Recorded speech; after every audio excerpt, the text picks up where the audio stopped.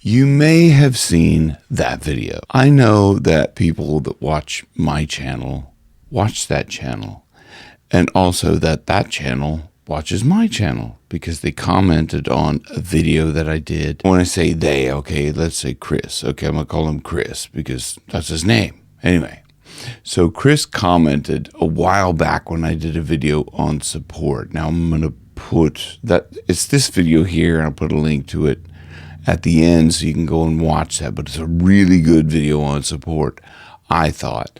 But I kind of called him out in it because, you know, he's one of these proponents of poop muscles. Now, it's not just him. It's a lot of people that talk about those muscles are used for singing. And I'm not saying that isn't correct, but what I'm saying is part of what he said in that video, I want to call him out on it because, number one, I think he was triggered because he seemed very angry. I mean, let me know what you think in the comments below. Now, I don't know if it's because he's seen my latest Singing Support Secrets video, which is, I'm going to put a link to that down below. It's my new course, and it really explains everything to do about support. Now, I know he always talks about his course, and he says, if you don't have your support dialed in, go get his free course.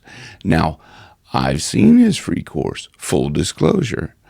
Anyway, I'm just going to say it wasn't particularly useful for me. It may be useful for other people, but anyway, I want to address a few things in there. This is not to bash him because I have a lot of respect for him and what he's done with his channel and the way he explores his voice as he's teaching. Doesn't mean I agree with everything that he does. This is really about trying to help you, if you've seen that video, to understand a little bit more about support and where some of the things he shared are just like not the full kind of truth. So I just want to bring up a few key points and then even an embarrassing story so you can have a little laugh at me, at my expense. So in advance, you're welcome. So the first thing is he opens up with all of these shoulds. He's like, all of the vocal coaches out there are telling you, like, you should do this and you should do that and you should breathe in through your nose and all these things, okay? And then he says, stop listening to shoulds. And then he goes, this is the way you should do it. Like, he doesn't say this is the way you should do it. Don't listen to them. This is the way you should do it. But it's kind of, I took that as like, forget about all those other shoulds, but do it my way or the highway kind of thing, you know, but this is the right way. If you don't know the right way, I'll show you the right way. So it's like, now, I don't believe there's a right or a wrong way to do anything. The same thing that works for me doesn't work for somebody else. But over my 30 plus years experience, I've tried a lot of different ways. And night after night, sometimes I'm like, okay, that didn't work for me. Let's try this other thing. Okay, that worked for me. And then sometimes things work on one night and then the next night it doesn't work. So there's been a lot of learning over my 30 plus years where I've gone, okay, I know that any specific way is not going to work for everybody, and it's not even going to work for the same person over and over again. So just be aware of somebody when they say, don't listen to shoulds, but then they say, this is the way you should do it. And the second point, he talks a lot about bearing down. The only time I've ever heard that is when my ex-wife was giving birth. And the nurses told her to bear down to push a baby out her vajayjay. What are we trying to achieve here? Are we bearing down to push something out our privates? Or are we lifting up to push sound out of our singing hole? In my case, I feel that if I'm kind of pulling up, then that's drawing the sound up. Now, it's not just me. And in that video that I'm going to share at the end, okay, just go and like watch that after this one, because I think are really good examples of support from the same examples that he shows. You're going to see a singer have a stable core, right? So their belly isn't going to move in or out per se, but at the end of a line, you will see them start to pull their lower abs in to help with the air upward, the upward air movement. Okay, so he's taken a snapshot or like a certain bit that he wanted to prove, but then he said you can see from that they're bearing down. You can't watch the video and decide what that singer is doing. You know, you can't watch a video and say,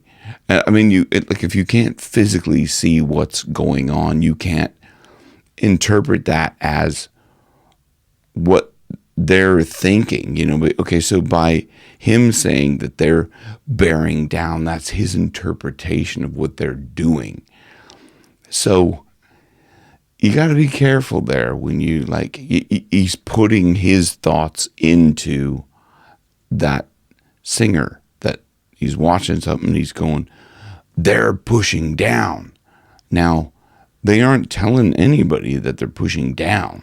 Okay, so I want to add a couple of other examples to that, even though I've given examples in the other thing, is that here's a couple of examples from some really established singers. Okay, so the first one is Freya Casey. Inward or outward or anything. Think upward. You want to think a syringe. You're pushing the air from the bottom upward. This is going to help you to not collapse your ribs, which will also help you to continue with your support.